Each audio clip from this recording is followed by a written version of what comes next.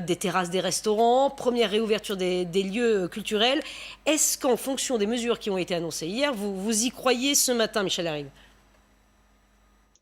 Ah non, non, parce que si vous voulez, l'idée c'était d'ouvrir. Il y a quelque temps, on nous disait qu'on allait ouvrir mi-avril. Aujourd'hui, c'est mi-mai. Vous avez parlé de la problématique de l'opposition. Effectivement, il y a une grosse problématique. Monsieur le Président de la République parle à 20 heures et ensuite, Monsieur Castex viendra parler à l'Assemblée nationale. Il faudrait faire l'inverse. Dans une vraie démocratie, on fait l'inverse. Il dit nous avons fait des erreurs. Non, il a fait des erreurs. C'est lui le responsable parce qu'il ne demande pas son avis au Parlement. Il le décide à l'issue d'un conseil de défense. Voilà, alors c'est l'échec d'une politique qui a été menée jusqu'à aujourd'hui.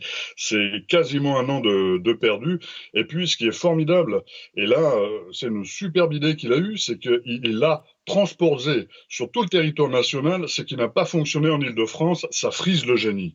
Donc, à mon avis, Oui. on est là dans la fin de la territorialisation, notamment.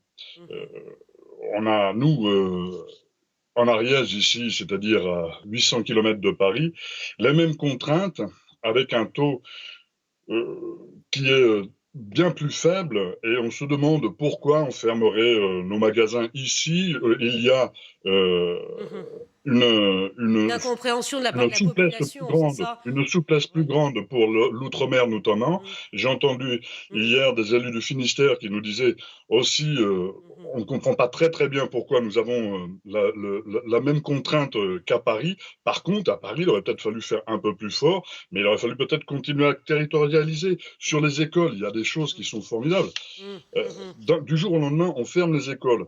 Mais moi, je suis inquiet pour les parents travailleurs notamment. mhm. Parce que Monsieur le Président de la République, il choisit l'option du chômage partiel plutôt que, et encore, pour un seul parent, plutôt que l'arrêt du travail comme au confinement numéro un. Et c'est pas du tout la même procédure et ce n'est pas du tout le même niveau de rémunération.